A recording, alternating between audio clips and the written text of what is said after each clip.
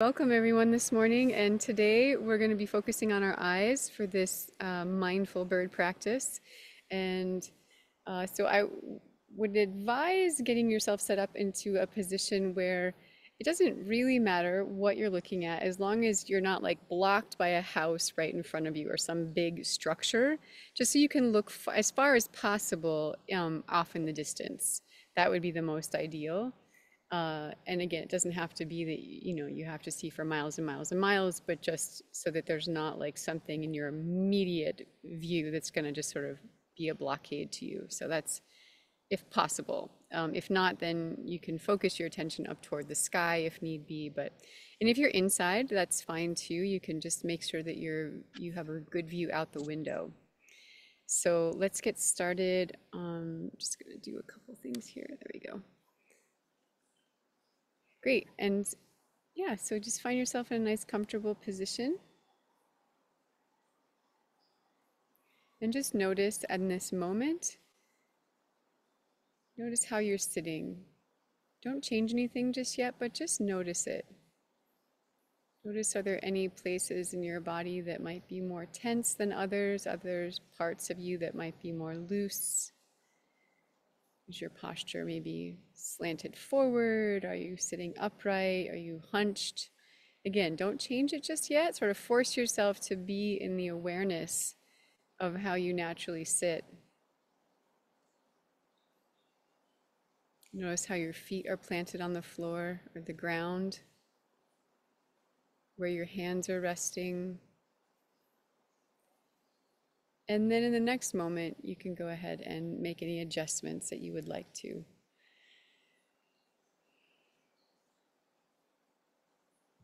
And so now we're going to start with our breath today. So again, as we did with our posture, just noticing your breath and where it travels in your own body in this moment.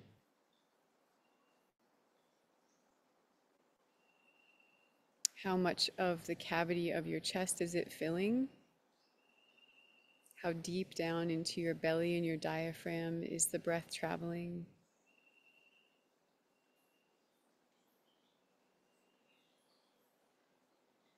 And on your next exhale, just completely let all of the air go. So you're going to sort of forcibly push all the air out.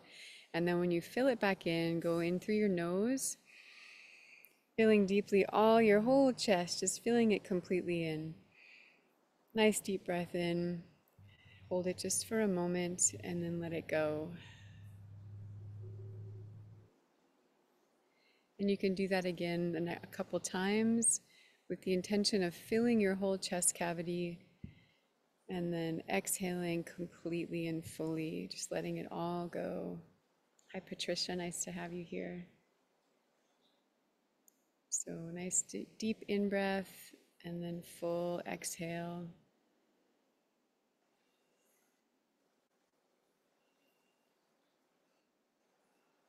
And so you can practice this breath a couple more times. And for the folks who just arrived, I just encouraged everyone to be seated in a position where you can see as far in the distance as possible. It doesn't have to be super far, but just you don't want like a house in front of your view. So,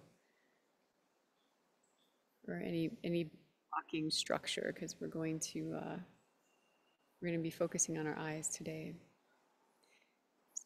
You've brought your attention and your awareness to your breath and to your posture. Just bringing a gentleness right now.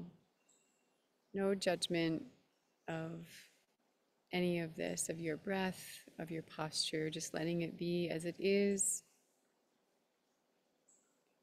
Real gentle perspective of your own self today.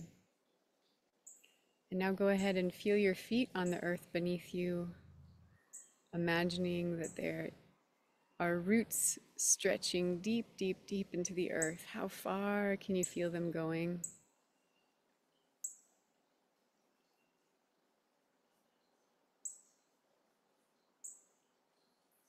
And as you exhale again, just allow your imagination in your mind, as the exhale leaves your body, send your awareness down into your roots, if you were to have them in your feet. exploring the ground beneath your feet right now. And then as you inhale, just imagining that you're pulling up those nutrients from your roots into your own body right now.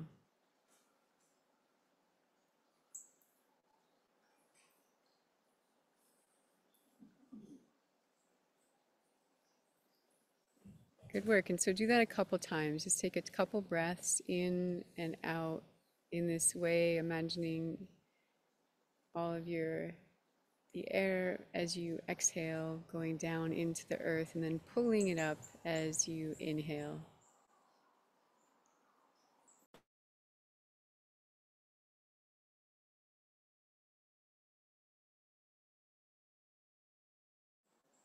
Nice work, everybody.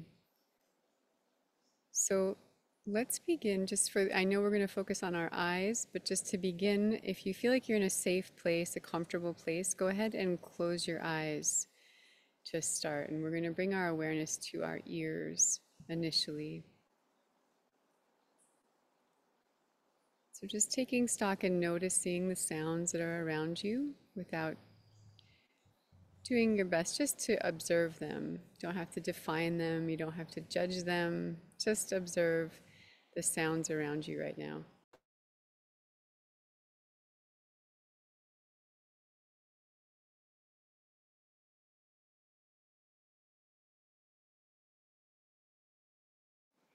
And then noticing how far in the distance you were listening. So were you mostly listening to the sounds close in? Were you hearing sounds far off in the distance? So I want you just to, as if your ears had sort of fingertips and they could just start to explore and feel the environment around you, go ahead and send your hearing out as far as you can stretch it in this moment.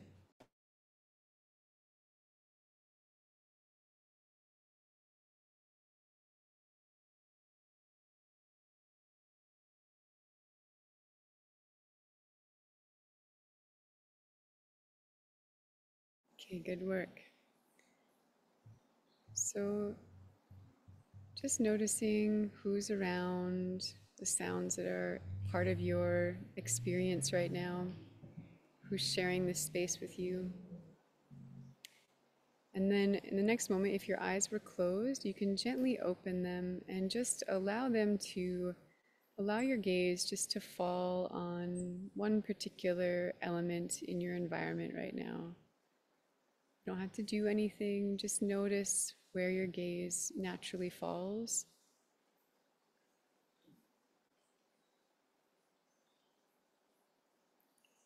And for a lot of us, it's oftentimes about 10 feet out, sometimes a little bit further.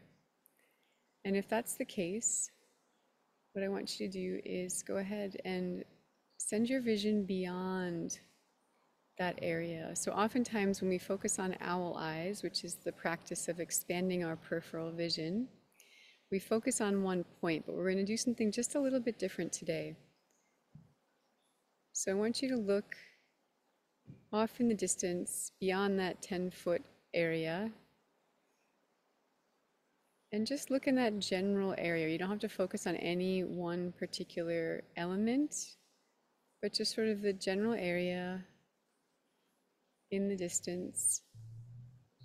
And the distance doesn't have to be that far away, but just let your vision become soft.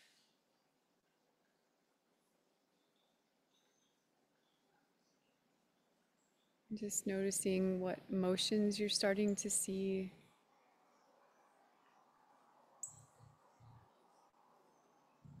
If there's any subtle movements or more distinct movements.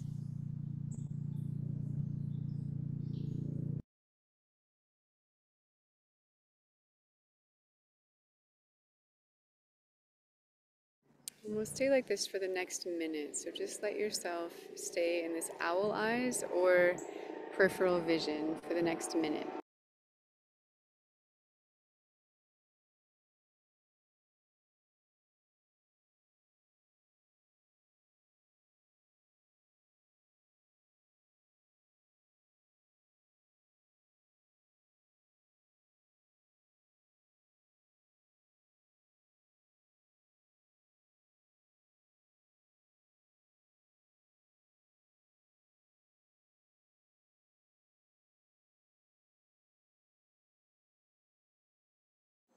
And as if you're taking stock, you can just start to identify the different aspects that you're starting to see. Maybe it's the leaves blowing, maybe it's a shadow of a hawk flying by, maybe it's a bird or birds flittering in one direction or another. So just notice who you start to see. It doesn't have to be this specific, but just notice the different shapes and movements.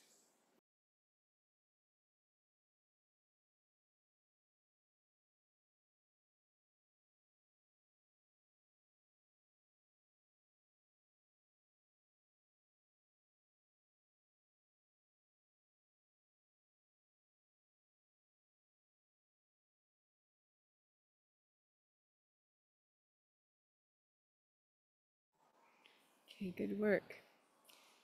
And so now, if you were looking in the distance and you think that you may have reached the maximum of your visual ability to look beyond, see if you can stretch and look even a little bit further. So if some of you, like myself right now, I'm looking into a forest, maybe just scan your eyes around until you can find maybe a little bit of like a crack in the forest to let you look a little bit further beyond. And some of you may really have reached the maximum of your visual capacity to see, or maybe there is something blocking.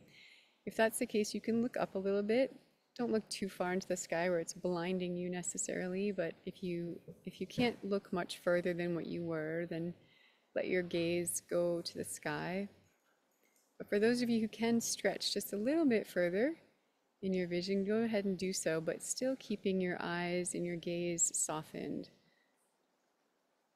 And you're expanding your peripheral vision so that even though you're looking forward, you're also seeing everything to your right and to your left as well. And this will allow your vision to get really soft.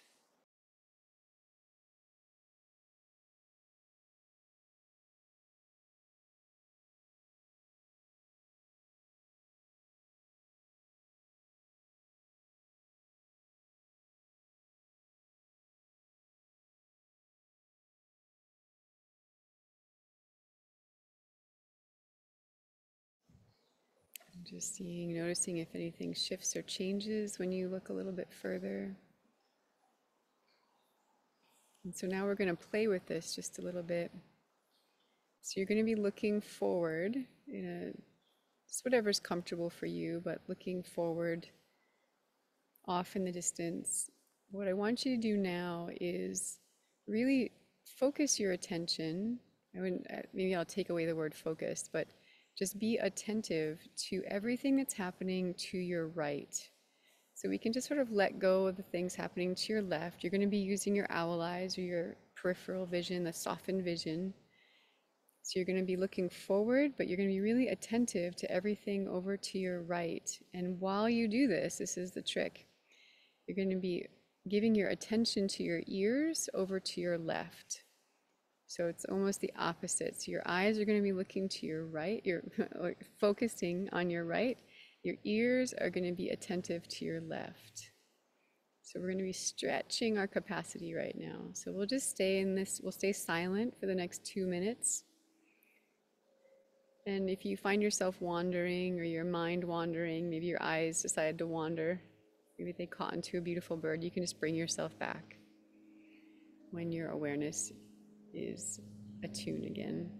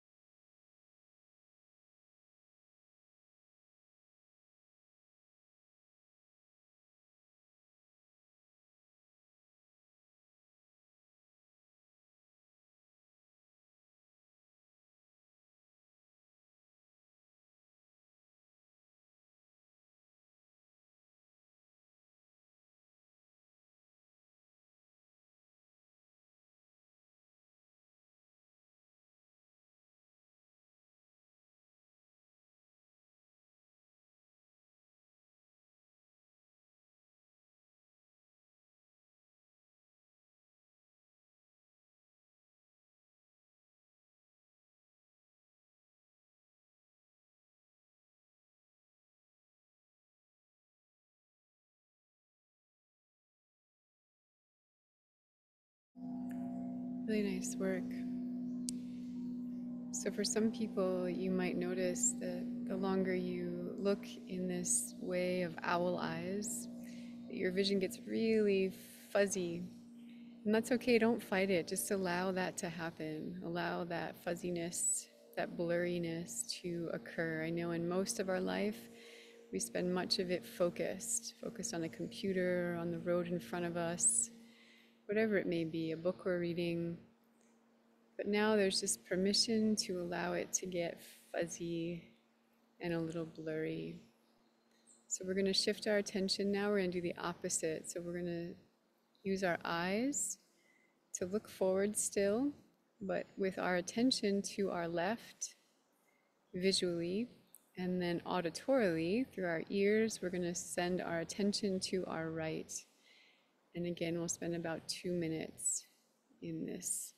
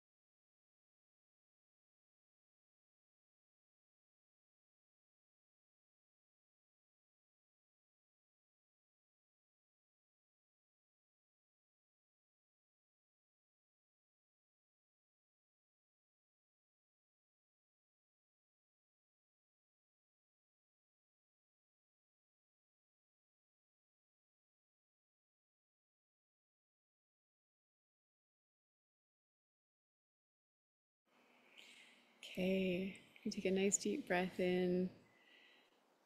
This is quite a stretch for our bodies right now and our awareness. So we'll just stay for the next moment, just allowing yourself to have some just flexibility. You can use your focused eyes right now for a moment or two. You can gaze around, listening to all the sounds, looking at something that might draw your attention, whatever it might be. Just play for the next moment.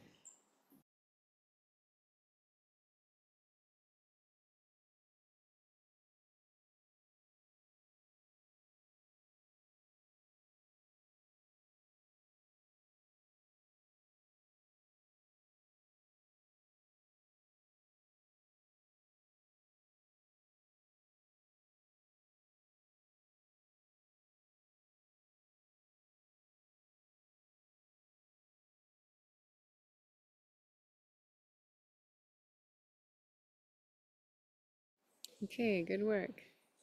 So now we're going to go back in that same posture with our eyes. So in a sense, we're going to be looking forward, looking as far off in the distance as you can possibly see, softening your gaze in all directions. And this time, we're going to send our visual attention upward. So you don't want to necessarily look up, but what you want to do is keep your eyes forward and then just attention upward. And then with your ears, you're going to be bringing your ears to the ground. So, what is happening in the ground beneath you while your attention with your eyes is upwards?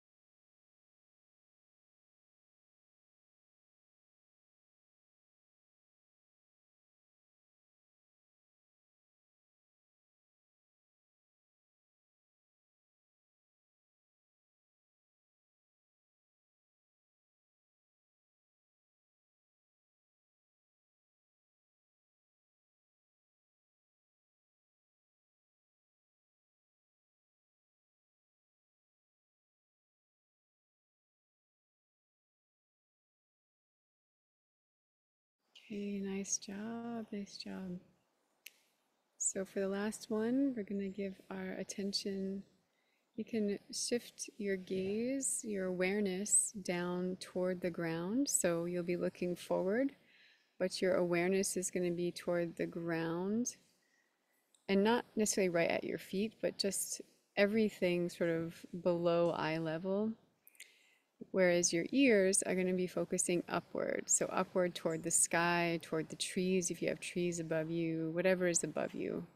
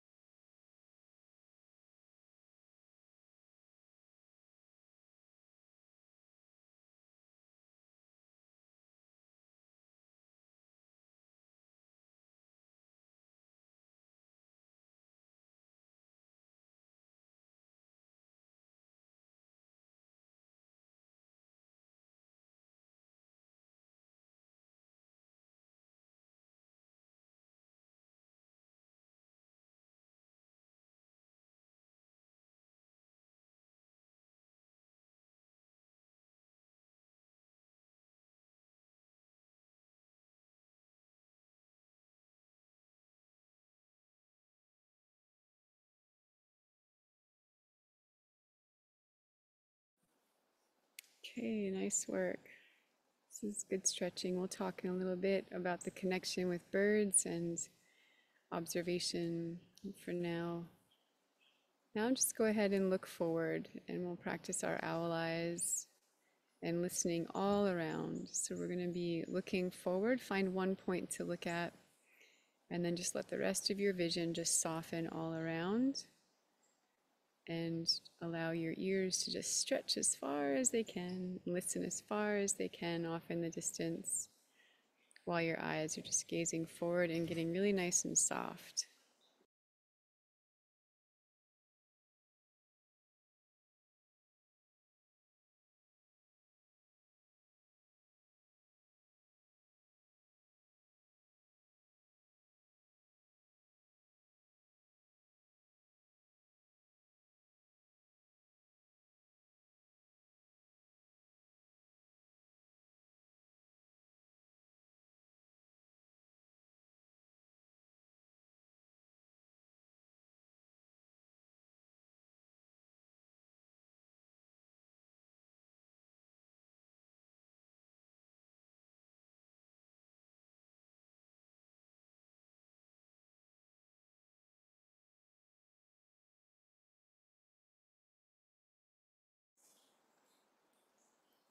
Okay, good work, everybody. So take the next moment or two, and as you look around, as you listen around, as you feel around, you can offer a blessing or a gratitude to those ones you interacted with today, those ones that came into your awareness.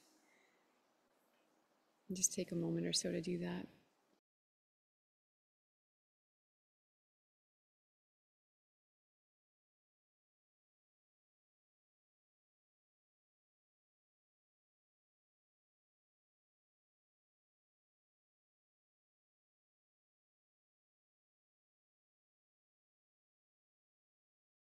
Okay, great. Well, thank you, everyone. We're going to stay for some chatting and talking about this a little bit more deeply. So you're welcome to stay and join us. Or if you have to go, totally understand. And thank you for coming. Hope you join us again next time. So one thing I want to say about this practice, there's two things actually. One is that the reason I bring this up and we practice using our eyes and our ears is because, and how it relates to birds, is that when we're out, really anywhere in the world, interacting with life, But in particular, let's just say we're out birding. It's really easy for us to send our attention to our eyes. Let's say we're looking with our binoculars and we're, checking out a bird and just forget, kind of shut everything else off except for what's in front of us. And often we miss a lot around us, behind us. And so it's really good to take some time every once in a while to practice stretching that, practice looking forward while you're being aware, with your ears of what's happening behind you. It's for safety is one, it's really good to keep your ears tuned in to what's happening behind you, but also just because of the birds and the wildlife and what's happening all around us all the time, that sometimes we think the action is there in front of us when actually, something really interesting or a really cool bird might be coming and showing up, behind us. And so it's good to stretch in both directions, and it's tough. It's not always easy to do that. It really is a stretch to do that sometimes for our bodies.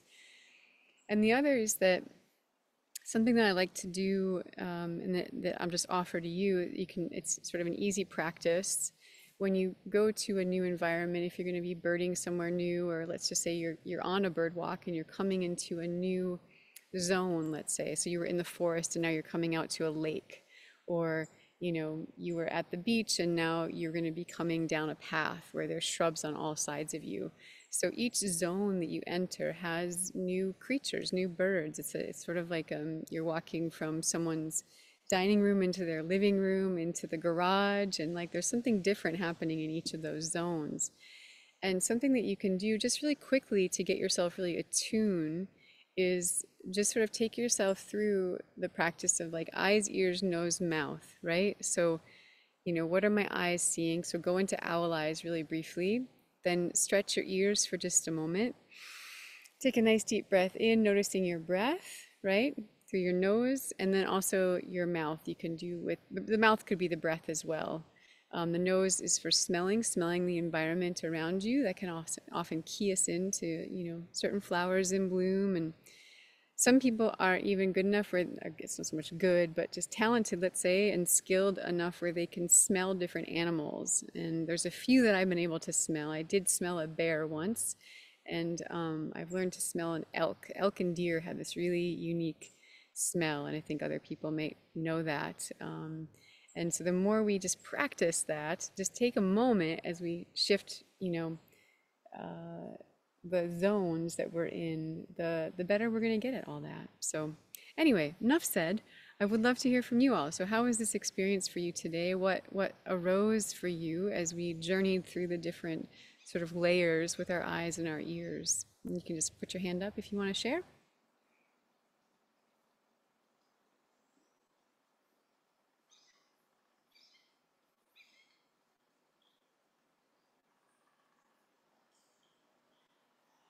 Anyone? Anne, you want to go for it? I found it hard. It's very loud out here. It's very windy, lots of birds. And when I'm trying to imagine or seeing on this side what the birds are calling, but I'm hearing birds over here, it's like, well, maybe I have to imagine what the birds are doing, not pay so much attention to their sound. Where is that bird? Is it on the ground? Is it in the tree? If that's the side I'm supposed to be hearing on. And then not not hearing this bird, and it was confusing. It was a little difficult, and it was windy, and yeah, Yeah, that it was can that be. was Thanks for saying that. Yeah, thanks for saying that. It can be a lot to take in, a lot to try to separate. And so, what I'll say, what you can do as I know you're out there gardening, you're weeding today, so you can continue to practice this. So, it's not that you have to necessarily shut off what's happening. Let's say we're focusing our ears on the left.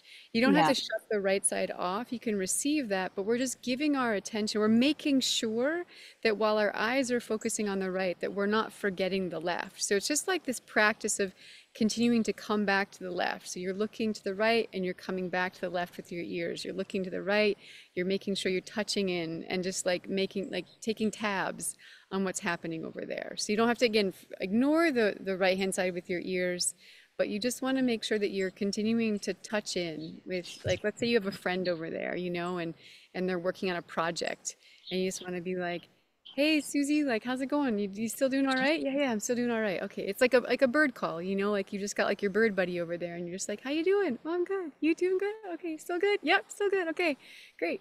Yeah, so it's that kind of a perspective. Does that help a little bit, Anne? Yeah, it's just that you're it thinks that then they but you know your friends over there, but they're working on a project, but they're banging a hammer, and you're trying to read your book, and it's like, wait a minute, I need to Mm, switch my or you're I'm trying to listen on this side to the teacher, and my I friends see. over there banging on a hammer. It's like, Yeah, yeah, yeah, yeah. I know my friend is there, they're doing okay. Let's tune out that sound, Yeah. I but I my eyes, I know they're over there doing this, Yeah. but I need And to listen to that. it might even be that you don't have to tune out the hammer per All right, se. but You could, yeah, put just allow that the hammer to be, yeah, while you're like not forgetting. Because I think that's what often happens is that we forget about the other side. So this is, and that's why it's right. practice. We're stretching that part of us right now. So yeah, good job. Good job. Anyone else want to share their experience this morning? Della, go for it. Yeah. Yeah, I got a lot out of this morning, and I'm thinking about how I could have been more effective yesterday when I was out looking for birds, because what happened is I could hear the birds, but I couldn't see them. And in particular, I was looking for warblers. And so my tendency is to just get tunnel vision into where this sound is coming from or where I think it's coming from. And often I'm wrong. Um, and forgetting to do the broader owl Mm, eyes. mm, mm, Yeah. mm, Yeah. mm. And so I'm kind of torn, when you know there's a warbler in that tree, it's hard to say, oh, I'm not going to look directly at it, because you want to see it. Anyway, yeah. Yeah, no, I know that. I totally know that feeling. And especially like I feel like the longer it stays in there and the longer I can't find it, the more frustrated I end up getting. And I'm like, I should be able to see this. But yeah, the thing that, I mean, sometimes I just don't, you know. I love that there was this amazing photographer. So I used to do photography in my life. And there's this one woman who was a National Geographic photographer that I used to follow. Her name is Nevada Weir. And she does some beautiful, beautiful work. And I took a class from her once, and I remember her just talking about the ones that got away. And that was a real game changer for me when I heard her say that, because, you know, in my mind, I saw her images in the magazine that were stunning and incredible, and I'm like, nothing gets away from her, you know, like look at what she does. But even for her, there were like better moments, or these moments that like just got away. It's like, oh, if I had just turned in the next moment, or if my camera was ready, or if the battery didn't die, or if this thing didn't happen, like I would have gotten that shot. And that was, I think, just freeing for me to realize that even someone who's as masterful as her in the practice of photography, that she still has ones that get away. And I think that freed me up into all the different practices that I have in my life, you know, and birding being one of those, where of course I don't want to just give up, you know, and be like, it's just going to be one that gets away, you know. It's like I'm going to keep trying, you know. And like what you're saying, Della, sometimes when our focus vision doesn't work, you know, because of course that's why it's there. It's not that focus vision is bad, right? We have it for a reason. So we want to use it to try to find that bird, but if we can't, then it is good to go into owl eyes and soften your gaze, really, really soften it and just expand. And just, it's not like you're letting go of the idea of seeing that warbler, but you're just opening up to the movements and the subtleties. And I find that that's often when I see it, because I've got this idea that like the warbler's got to be right there. That's where I'm hearing it. It's right there. And oftentimes it's a little bit more like up over there, you know? And I wasn't looking up over there because I thought it was right here, you know? And so I'm been like this like narrow focus kind of mind. And yeah, owl eyes helps me to expand what's possible. And oftentimes that's when I do see it, and sometimes I just don't. The other day I was out and I like heard the sound and I just couldn't find it. I couldn't. And I was like, I'm trying so hard. I really want, I did owl eyes, I did everything, and I still couldn't find it. And it's like, well, That was just going to be one of those ones that got away, you know? Yeah. Yeah, Anne, go for it. Thank you for the warbler story, Della, because yesterday it was the same thing. I heard it. It's in the tree. I've got the binoculars and it's windy and the trees are, and I thought, you know what? Put the binoculars away and just enjoy it. It's not going to be here maybe tomorrow, today. I don't know because they just migrate. But you guys have just validated that it's okay just to enjoy knowing the bird is there. I may never see that little Cape May warbler that's so rare around here, but I know I heard it and he had a good time yesterday. So, you know. Yeah. I often, there's one of a story I share in the master's course about this one bird who took me 2 years to find it. You know, literally, it took me 2 years of searching. I would hear it all the time and I knew its song, but I didn't see it for 2 years. And it was a really awesome journey to go on with that bird and you know, and the places it pulled me into and the learnings and the teachings it pulled me into, you know. And so sometimes I think that they're really good teachers like that. They sort of they want us to follow that breadcrumb trail and not just to get the prize at the end, like the pot of gold, you know, but it's like the journey is almost more important sometimes. So anyway, that might just make you feel better when you get all disappointed, especially this time of year with all the warblers. It's so hard. Yeah. Anyone else want to share their experience from this morning?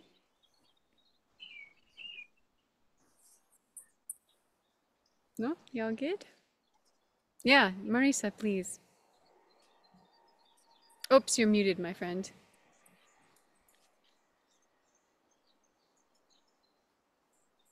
You're still muted. Let's see. I'll do there we go. Can you see that? Did it show up? Yeah. There you go. Okay, great. Yeah, it's weird on the iPhone. I got completely distracted because I just saw the first mockingbird of the season. Yay. So I guess it's spring. Yeah, that's awesome. Yay. So yeah, here I am trying to look in the end and suddenly the mockingbird shows up. Then the male woodpecker shows up. And then the starlings start dancing in front of me. And I'm like, I'm looking in the horizon. I'm looking down. And they're like doing all this stuff around. It's like, it's they call it Wild Kingdom in my front yard because everybody's here. And everybody's here. Yeah. Yeah.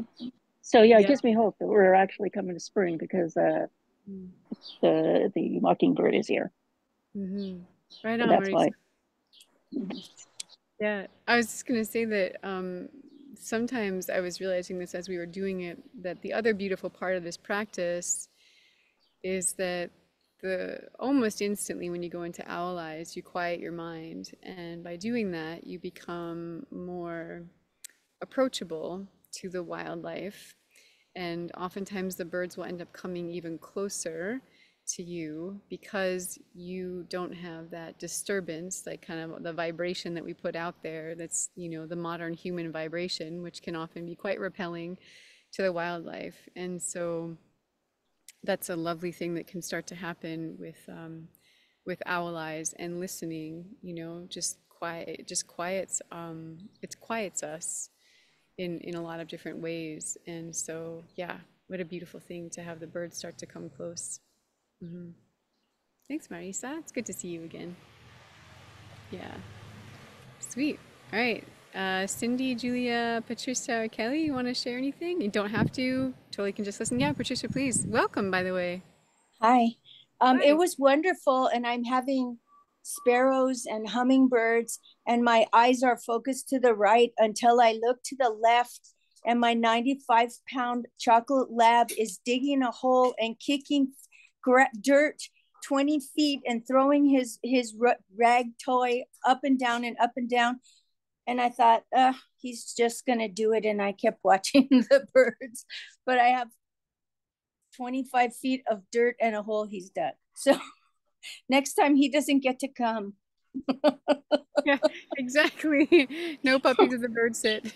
No, he's not. He's goes bird watching with me and lies down, and we have burrowing owls. So he's a real good, he does good in that respect. Yeah, yeah. But we're in the backyard with nothing for him to be occupied by, so he decided to dig a huge hole. And you're occupied, so he's like, cool, she's busy, so I'm just gonna do my thing now. She's not gonna Exactly. yell at me. Yeah, yeah. Oh, that's So funny, it was Patricia. funny, and I stopped and videotaped it to send it to my daughter, saying I tried to have one quiet, beautiful bird moment, and this is what the dog did. So I feel like dogs can be gifts in some ways where they show us the things that we wouldn't necessarily see. So yeah, maybe there's something down there for you to look at. Who knows? I think so. I think so. But it was very wonderful, the different focuses. Mm. And even just sitting here and watching, I have bird feeders and hummingbird feeders, and they're popping in and out. So just, and I'm kind of hiding behind a plant on my patio table so they don't get distracted by me. And usually if I come out here and throw things for the dog, the birds wait until we leave to Uh-huh. come visit. So it was very lovely. Thank Yeah. you. Aw, you bet, Patricia. Nice to have you. Hmm. All right, yeah. Let's see, Julia and then Cindy, please. Well, I found it quite challenging. I've never tried to do this, with one sense going one direction and another going another. But probably really good practice for just being more aware with all our senses all around. So, and I thought, humans probably had this thousands of years ago. I mean, they had to survive because who's who's over there when you're stalking the game over on this side. So yeah, I had a chuckle this morning. I think it was a flicker, some kind of woodpecker. I couldn't see because of the sun exactly. Was just pecking away on the metal around a chimney next door, and I thought, oh, you think you're just so big. He was just quite proud of himself, so I had to chuckle. Yeah. Awesome. Thank you for sharing that. Thanks, Julia. Yes, Cindy, go for it. Yeah, so I also found it difficult to listen one way and look the other way, of course, looking straight ahead, but with the owl eyes. But after a while, I was able to sink into it. Um, but the story for me, this was such a restorative sit. Um, the weather was unsettled, so I sat in an alcove outside, the alcove in my house, looking out, and I focus on birds and only focus on birds. But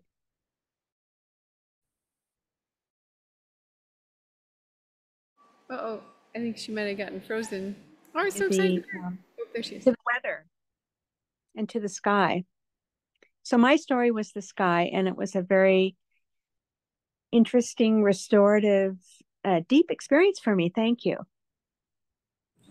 Yeah, thanks for sharing that, Cindy. I just appreciate knowing, but also it is kind of magic what I feel like as children, none of us, well, I shouldn't say none of us, but a lot of us didn't have any trouble just staring up at the sky and the clouds. But as adults, I find for myself anyway, I can speak for myself, that I don't often do that anymore, just let myself stare up at the sky. The one time it's easier to do is when you're at the beach, you're laying down trying to get a tan or something and there's the sky above you. And there's sort of permission to just stare, but what a beautiful thing to just give yourself even just 5 minutes, right? It's not, we don't sit here all that long, but just to give yourself a few minutes to look up at the sky and watch the clouds go by, or just watch the sky and just see what starts to happen. And yeah, thank you for sharing that, Cindy. I appreciate that reminder. That's really great. Thank you, thank you. Yeah, Patricia, go for it. Oops, you're muted. Oh, you're muted, Patricia. There. I saw an author yesterday and he wrote about the value of not doing something because we think we should be active all the time. And sometimes many of our most creative and deep thoughts come from taking a pause and staring at the sky or staring at a bird. And creativity and all kinds of deep thoughts come to you during those quiet moments. Yeah, absolutely. I read somewhere that I don't know, it was some young guy who was trying out different the people that he admired in his life, and he he looked up Einstein's, like the typical like day for Einstein. And I guess Einstein napped for some like amazing amount of time. Like he slept for like 12 hours in the night, and then he would nap like for 2 hours in the afternoon. And almost every day he would go on a really long walk, like an hour walk. And I just loved learning that this man that most of us consider to be a genius, right, spent a lot of his time either napping, resting, walking. He would like walk to work, I think it was. There was something about his walk and just those quiet times, you know, in between the other stuff that he was, you know, involved in. But yeah, what an important practice. So thanks for that reminder, Patricia. Yeah. Well, thanks everybody for coming today. And it's nice to have new folks, nice to have old school folks, people who've been around for a while. So thank you all. And we'll see you in a week. And I will be sending out, like I said last time, of course, the Bird's is always free for everybody. And those who are wanting to offer the donation to it, I haven't had that site yet up, the page up, but I'm going to be working on it in the next week. So you might see a little email about that. So if you're someone that wants to contribute, you're welcome to, but don't feel any pressure to do so. So everyone have a really lovely week, and keep practicing, keep stretching your eyes and your ears, and just see what starts to happen. All right, much love, everybody. Take care. Bye.